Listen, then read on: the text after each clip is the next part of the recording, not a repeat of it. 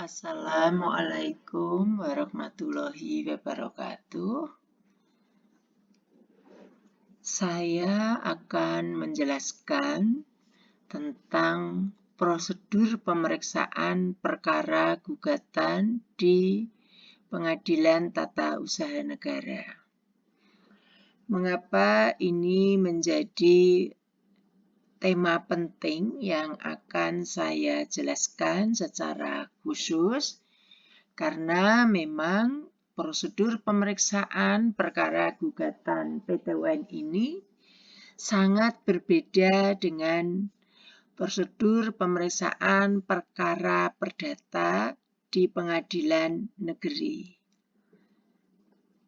Karena perbedaan yang sangat prinsip, supaya mahasiswa itu tidak bingung, maka saya harus menjelaskan secara rinci agar mahasiswa tahu bahwa memang di dalam hukum acara pemeriksaan perkara gugatan PT-UN itu berbeda secara prinsip dengan prosedur pemeriksaan perkara perdata di pengadilan negeri.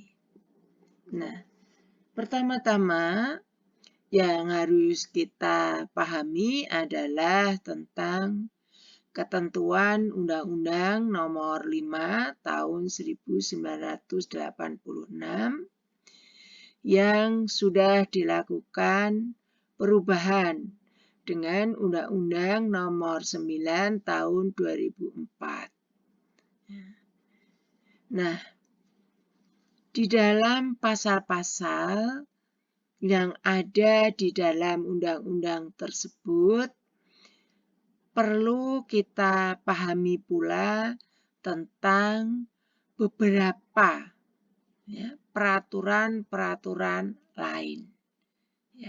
Jadi di dalam undang-undang yang saya sebut di atas, sebenarnya secara harfiah sudah tertulis bahwa memang berbeda dengan pemeriksaan dalam perkara perdata di pengadilan negeri. Nah, untuk memperjelas perbedaan itu, maka ada beberapa peraturan pelaksanaan secara teknis yang mengatur tentang pemeriksaan perkara gugatan PT-UN tersebut. Nah, ini saya tuliskan beberapa peraturan pelaksanaan, silakan Anda baca sendiri, kemudian Anda cermati pasal-pasal yang terkait. Jadi ada 1, 2, 3, 4, 5, 6, 7. Dari mulai SEMA-nya, kemudian PP, kemudian Juklak. Nah, ini Juklaknya dari tahun 1992 sampai 1993. Kemudian juga ada pedoman pelaksanaan tugas dan administrasi pengadilan. Ini dasarnya adalah keputusan Ketua Mahkamah Agung. Silakan itu semua sebagai peraturan pelaksanaan yang sifatnya teknis. Nah, saya akan masuk untuk menjelaskan bahwa proses pemeriksaan gugatan sampai dengan putusan di Pengadilan Tata Usaha Negara itu ada beberapa urutan. Yang pertama, saya akan menjelaskan tentang penelitian administrasi di Kepanitiaan Pengadilan Tata Usaha Negara. Jadi kalau Anda mengajukan gugatan di Pengadilan Tata Usaha Negara, maka pintu pertama proses yang harus dilalui adalah penelitian administrasi. Bagaimana? Apa penelitian administrasi itu? Maka di sini, di dalam modul saya ini, sudah saya uraikan. Ya. Siapa yang melakukan orangnya atau pejabatnya, yaitu bisa panitera atau wakil panitera atau panitera muda perkara. Ya, itu tergantung pembagian tugas yang diberikan sesuai dengan tugas pokok dan fungsinya. Nah, penelitian administrasi ini harus dilakukan. Ya, mengapa? Karena ada yang mengatur pasalnya, yaitu pasal 56. Itu. Nah, penelitian ini itu dilakukan secara formal. Secara formal melakukannya. Tentang apa saja? Yaitu tentang bentuk dan isi. Jadi, bentuk dan isi gugatan PT-UN itu sudah ditentukan. Di mana bisa dipahami, di mana bisa dilihat, yaitu di ketentuan pasal 56.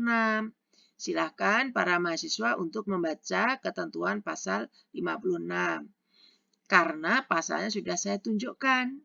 Sehingga tugas Anda adalah mengecek, membaca, dan memahami. Itu. Nah, di dalam pasal 56 itu tidak mengatur tentang segi material gugatan. Ya, jadi hanya segi formalnya saja. Namun di dalam prakteknya tahap penelitian administrasi ini, panitera atau wakil panitera atau panitera muda perkara juga harus ini memberikan petunjuk seperlunya. Ya, diberikan petunjuk seperlunya. Dan ini dapat meminta kepada pihak penggugat untuk memperbaiki gugatan yang dipandang perlu. Jadi di-guidance, diberi arahan. Ya, supaya apa? Supaya gugatannya itu lebih baik. Itu. Dalam segi materialnya boleh. Walaupun memang di dalam ketentuan pasal 56 yang menyangkut segi material ini tidak diharuskan. Ya, yang diharuskan adalah segi formalnya. Tapi boleh, tidak dilarang. Karena ini sifatnya adalah membantu penggugat. Gitu. Nah, yang perlu dipahami adalah panitera, wakil panitera atau panitera muda perkara itu tidak boleh, ya, tidak boleh atau tidak berhak menolak pendaftaran perkara tersebut dengan alasan apapun yang berkaitan dengan materi gugatan. Jadi panitera, wakil panitera atau panitera muda perkara tidak memiliki wewenang untuk menolak perkara. Tidak memiliki wewenang. Juga tidak boleh menolak pendaftaran perkara yang berkaitan dengan materi gugatan. Tidak boleh begitu. Nah, secara administratif itu penggugat itu pasti membayar panjar biaya perkara. Sekarang semuanya sudah berbasis pakai sistem begitu ya, sehingga pembayaran biaya perkara sudah jarang yang cash money, ya, tetapi sudah cashless ya, pakai transfer dan sebagainya. No cash money. Ya. Maka gugatan itu ya setelah tadi diperiksa, dibetulkan, diberi masukan, kemudian penggugat membayar. Sekarang pembayaran itu sudah cashless ya, tidak cash lagi. tidak cash money, tapi sudah transfer gitu. Maka gugatan selanjutnya dilakukan pendaftaran nomor perkara. Ya. Siapa ini yang melakukan? Ya panitera tadi atau wakil panitera, gitu ya. Nah, dimasukkanlah di dalam buku register perkara. Itu. Nah, kemudian pada gugatan itu dibubui stempel dan tanggal di sudut kiri gugatan. Ya, ini sebagai nanti bukti sudah didaftarkan. Penelitian administrasinya sudah oke, sudah final. Itu. Nah, setelah itu, ya, apa selanjutnya yang dilakukan? Selanjutnya, berkas gugatan perkara tersebut oleh panitera diteruskan atau diserahkan kepada Ketua Pengadilan Tata Usaha Negara untuk dilanjutkan atau dilakukan proses berikutnya. Nah, proses berikutnya itu apa? Ini loh dilakukan yang namanya dismissal proses. Jadi dismissal proses itu baru bisa dilakukan setelah penelitian administrasi dan tanggung jawab administrasi dilakukan.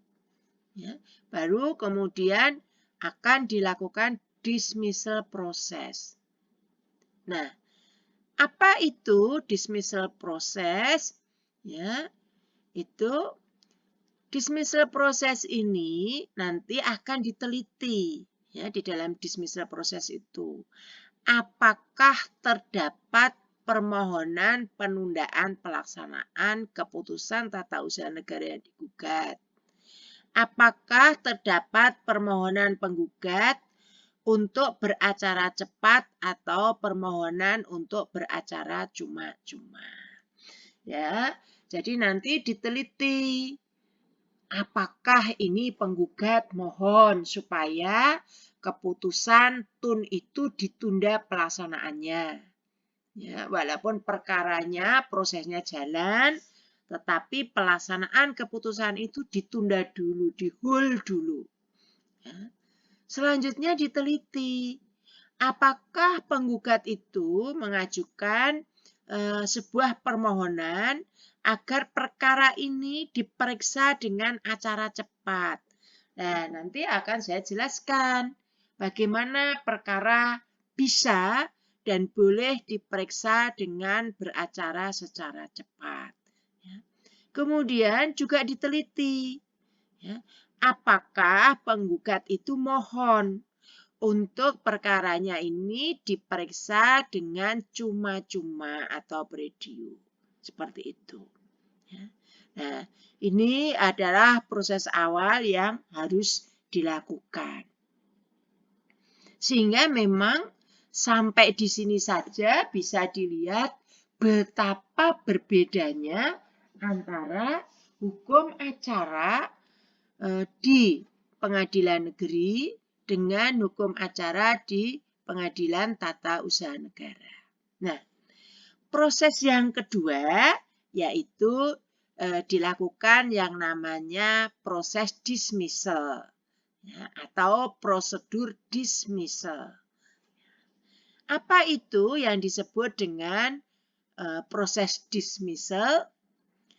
Nah, di sini bisa Anda pahami bahwa proses dismissal ini atau dismissal proses ini dilaksanakan oleh Ketua Pengadilan Tata Usaha Negara. Jadi ketua. Ya. Namun demikian, ya, ini ketua dapat juga menunjuk hakim yang reportir. Ya, itu. Nah, istilah prosedur dismissal atau proses dismissal itu sebenarnya tidak terdapat di dalam Undang-Undang Peradilan Tata Usaha Negara. Istilahnya tidak terdapat. Ya. Tetapi ya, maksud atau kontennya itu sebenarnya ada dan bisa Anda pahami, Anda baca di ketentuan pasal 62.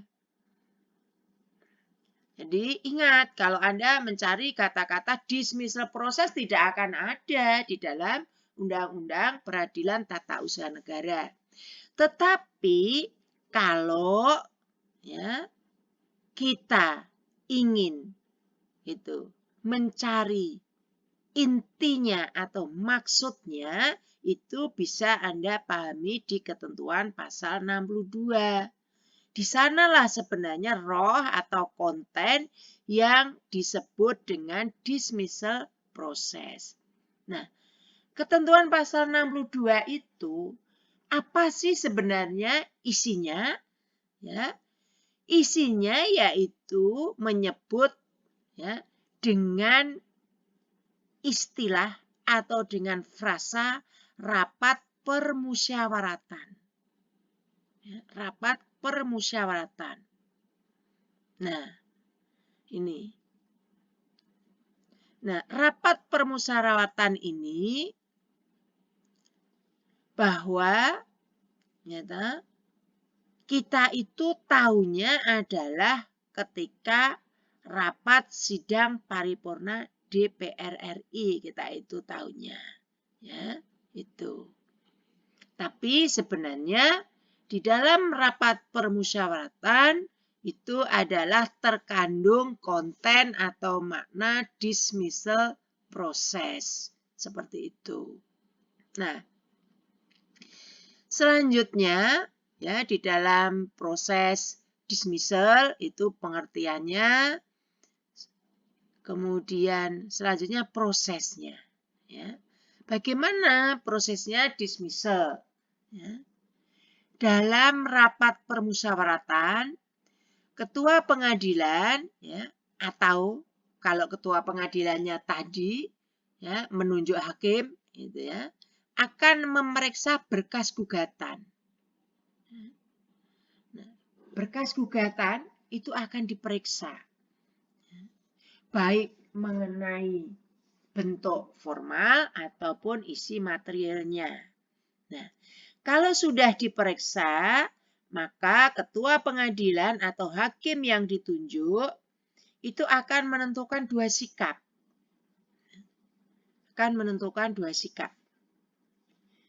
Sikap yang disebut ya, dengan dua tadi kira-kira apa saja ya? Tuh. Maka yang pertama ini ya, apabila Ketua Pengadilan Tata Usaha Negara menganggap bahwa perkara tersebut layak dilanjutkan pada proses pemeriksaannya karena telah memenuhi ya, dan sesuai dengan Undang-Undang Peradilan Tata Usaha Negara, maka ketua akan menandatangani form. Ya. Formnya apa? Lolos dismissal. Gitu.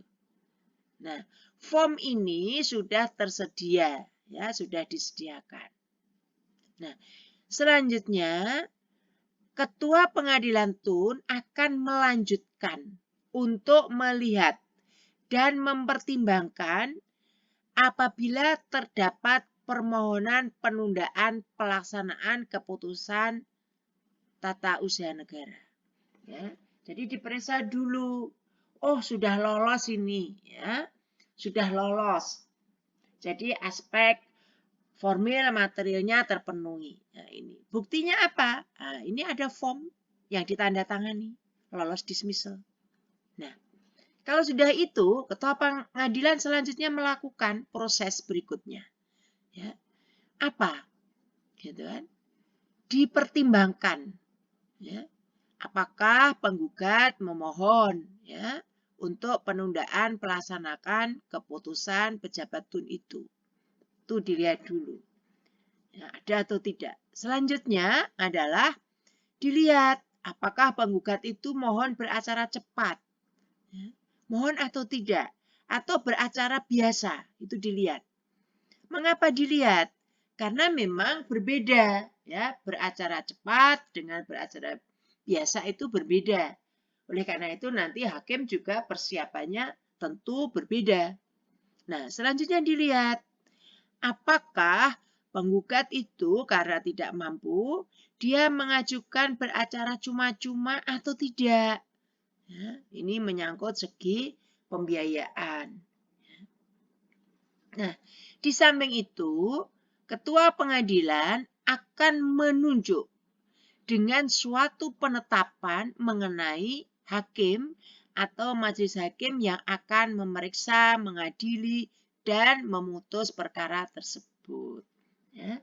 Jadi, kalau sudah dilihat semuanya, kemudian sudah dibubui, ya, tanda tangan, form yang isinya lolos dismissal. Nah, ketua pengadilan punya tugas. Apa itu tugasnya? Membuat penetapan. Siapa ini hakim yang akan menyidangkan. Nah, ketua pengadilan sendiri boleh, ya, dia sebagai ketua majelis hakim boleh. Ya. Dia sebagai anggota majelis boleh tidak boleh, tetapi dalam kebiasaan konvensinya ketua pengadilan ya ketua majelis kalau memang ikut di dalam majelis itu. Dan tidak semua perkara memang ketuanya adalah ketua pengadilan, ya. Baik itu pengadilan negeri atau pengadilan PT UN, tidak semua. Ya. Tetapi kalau misalnya kebetulan ketua pengadilan itu masuk di dalam majelis hakim, maka secara konvensional hampir sebagian besar perkara ketua pengadilan itu menjadi ketua majelis hakim. Seperti itu. Nah, sekarang sikap yang kedua, ya, itu kalau diterima, ya, tadi. Apabila ketua pengadilan tun menganggap bahwa perkara tersebut memenuhi pasal 62, ya, ayat 1, huruf A sampai dengan huruf E, ya, itu Undang-Undang Peradilan Tata Usaha Negara, maka ketua pengadilan akan menerbitkan, ya, bentuknya penetapan, ya, penetapan bukan keputusan, bahwa gugatan tersebut tidak dapat diterima karena memenuhi salah satu atau beberapa ketentuan dalam pasal 62 ayat 1 huruf A sampai dengan huruf E. Ya, ini. Nah, ya. Jadi Anda harus membaca pasal-pasal yang sudah saya tunjuk di dalam modul ini, ya. Jangan sekedar menghafalkan. Ya, misalnya pengertian ini, ya. Dismissal yang secara konten ada di pasal 62. Itu Anda harus baca pasal 62 itu apa, ya. Jadi memang belajar hukum itu harus punya rasa ingin tahu, rasa ingin membuktikan. Ya. Ketika saya tulis ada itu konten tentang dismissal di pasal 62. Anda harus segera mengecek. Ya. Betul tidak yang dikatakan Bulis itu? Itu harus menjadi nalurinya orang yang belajar hukum. Nah, selanjutnya sama. Ketika saya menunjuk, ya, ketentuan pasal 62 ini. Apakah betul, ya, seperti itu? Isinya apa? Anda harus segera mengecek di dalam undang-undang itu. Nah, ini saya bantu. Ya, pasal 62 ayat 1 huruf A sampai dengan huruf E itu, ya, itu apabila, gitu, ya, salah satu tidak dipenuhi, maka gugatan tersebut tidak dapat diterima. Jadi sifatnya tidak akumulatif. Ya, kalau akumulatif itu harus terpenuhi semua. Ya. pasal 62 ayat 1 huruf A sampai dengan E terpenuhi semua. Ya. Tapi kalau ini tidak salah satu atau beberapa, berarti sifatnya tidak akumulatif, ya, tidak keseluruhannya. Ya. Kira-kira apa ya isinya? Gitu ya. Apa ya kira-kira isinya? Saya guidance Anda, ya, intinya itu ya sebagai berikut ini. Ya, karena sampai E itu berarti sampai 5. Ya. Yang pertama, ya,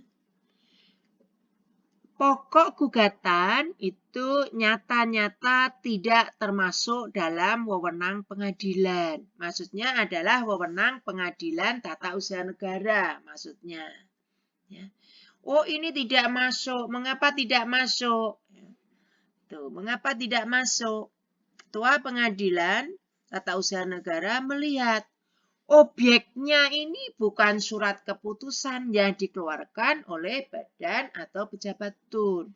Wah, kalau objek seperti ini maksudnya di gugatan perdata. Ya. Karena objeknya ya tidak masuk, maka ini ya pokok gugatannya itu tidak termasuk. Sehingga ini potensial untuk tidak diterima.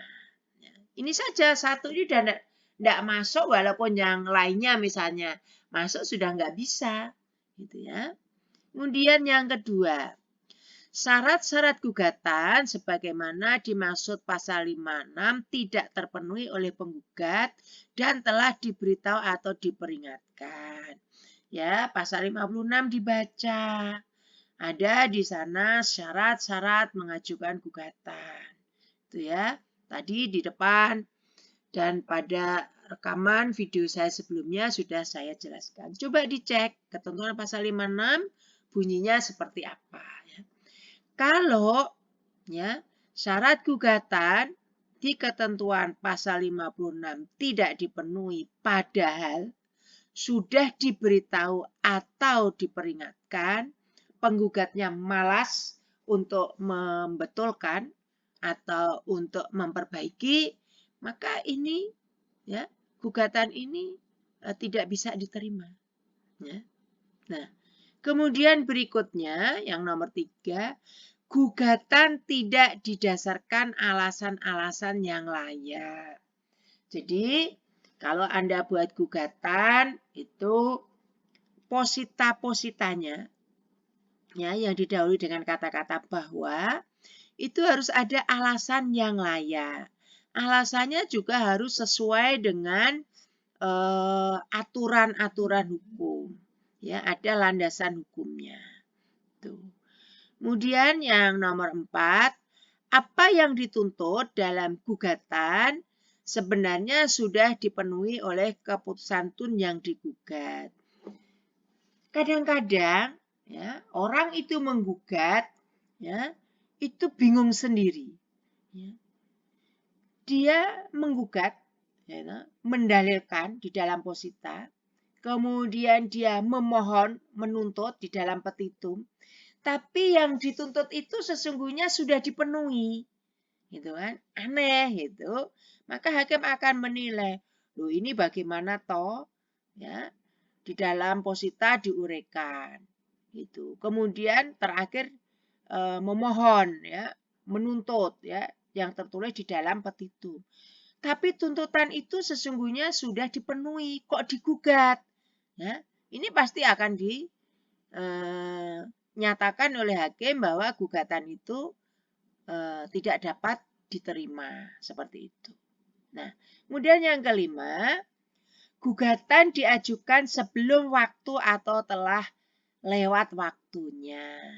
Nah, ini ingat penjelasan saya di rekaman sebelumnya. Gugatan itu ada aturannya. Tidak boleh semau-maunya sakdet-saknyet. Enggak boleh. Tetapi harus paham yang namanya waktunya. Kalau belum waktunya, maka dikatakan prematur. Enggak boleh, tunggu dulu. Sabar dulu sampai waktunya datang. Nah, waktunya kapan? Ini diatur di dalam undang-undang di dalam pasal-pasalnya. Kemarin sudah saya jelaskan ya, ini merupakan kelanjutan dari penjelasan saya yang terdahulu. Nah, sebaliknya, kalau lewat waktu atau daluarsa juga tidak bisa. Nah, di antara dua risiko ini, antara belum waktu dengan lewat waktu, yang lebih menguntungkan ketika belum waktu. Walaupun gugatan Anda itu dinyatakan tidak dapat diterima, nggak masalah. Ya, nanti diajukan kembali setelah waktunya tiba. Tapi kalau telah lewat waktu atau daluarsa, ya sudah. Ya, sudah tidak bisa kepegang lagi karena sudah lewat. Ya, sudah dis begitu. Nah, ini bedanya ya dengan pengajuan gugatan perdata lewat pengadilan negeri.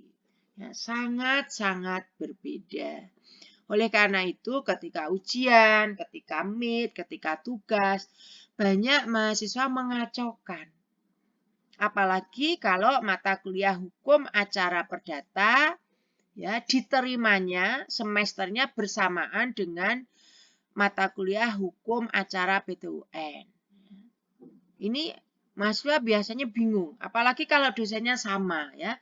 Dulu sama-sama saya yang mengajar, bingung. Dulu Bulis menjelaskan tentang begini, padahal itu penjelasan saya tentang hukum acara perdata.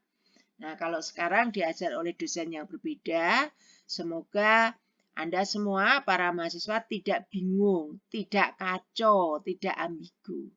Kalau yang dijelaskan Bulis berarti terkait tentang hukum acara PTUN, seperti itu. Ya. Oke.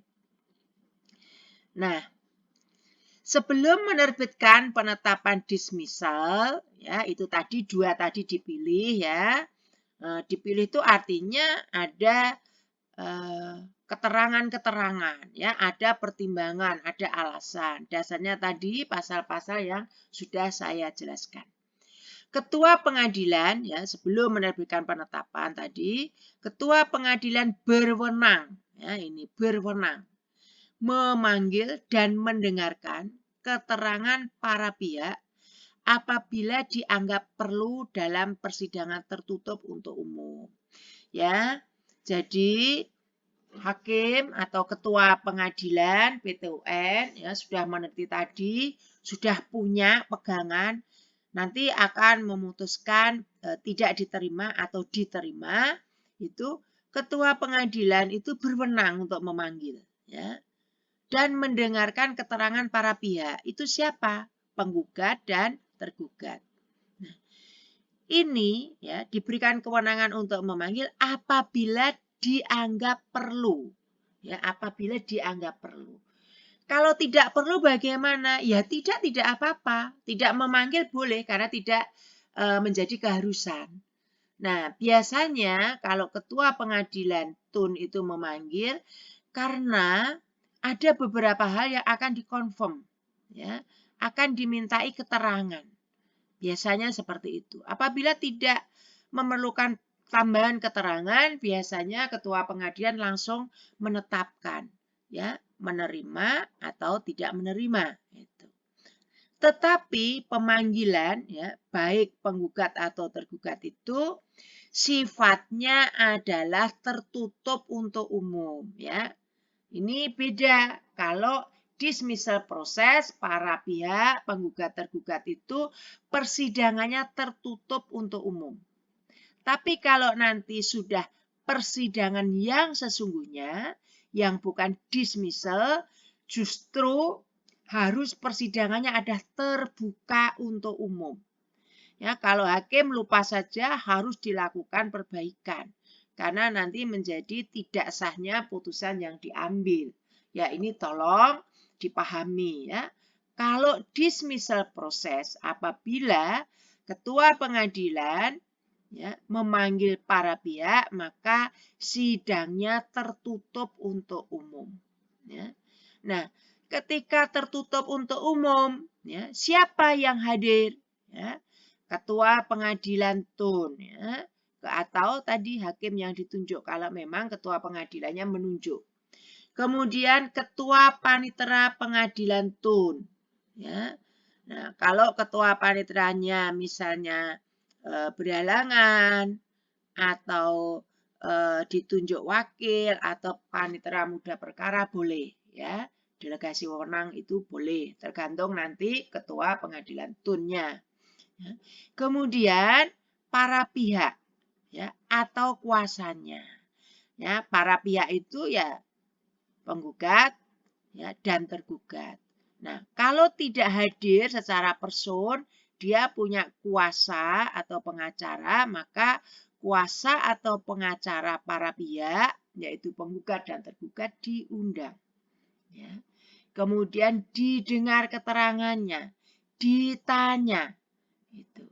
Nah, tetapi, ya ini tetapi perlu dipahami Anda, untuk pengucapan penetapan bahwa perkara tersebut tidak lolos dismissal, ya, tidak lolos dismissal, ya, dilakukan dalam persidangan yang terbuka untuk umum. Ya, jadi yang saya sebutkan, ya, yang tertutup untuk umum ini yang lolos, ya, yang lolos, ya, yang lolos itu. Tetapi kalau yang tidak lolos, ini dismissalnya adalah dilakukan dalam persidangan yang terbuka untuk umum. Kalau tidak lolos itu kan tidak diperiksa untuk selanjutnya, ya. Ini saya jelaskan kembali, ya, ini, ya, itu. Kalau tidak lolos itu tidak diperiksa untuk selanjutnya, gitu. Tapi kalau yang lolos, ya, itu para pihaknya tadi dipanggil, ya, dimintai keterangan, begitu. Nah, ini Anda pahami selanjutnya di ketentuan pasal 62. Ini ayat 1 huruf A sampai dengan E ini, ya. Ini. Ya, ini adalah kalau lolos itu, ya, kemungkinan bisa tidak diterima apabila tidak memenuhi ketentuan-ketentuan yang ada di dalam pasal 62 tersebut. Ya, ini tidak lolos, walaupun salah satu saja sudah dinyatakan tidak lolos. Ya. Tuh, ini harus dipahami betul supaya Anda tidak salah. Ya. Tidak salah. Itu. Nah, ini. Nah, jadi yang tertutup adalah ketika, ya, hakim itu akan, ya, ini sebelum itu artinya akan penetapan dismissal, ya, menerbitkan penetapan dismissal. Ini. Nah, tetapi kalau hakimnya akan, gitu, ya, menetapkan tidak lolos dismissal itu ada di persidangan yang terbuka untuk umum. Jadi kalau tidak lolos itu terbuka untuk umum supaya apa? Ya, ini merupakan bentuk transparan dan akuntabel. Mengapa dinyatakan tidak lolos? Sama dengan ketika pemeriksaan perkara, itu juga hakim harus menyatakan terbuka untuk umum. Ya, jadi boleh dilihat supaya ada apa? Supaya ada kontrol, ya, balance begitu. Nah, ini. Saya kira sampai di sini dulu penjelasan tentang dismissal proses. Ya, ini dipahami apa itu dismissal proses, apa itu penelitian administrasi.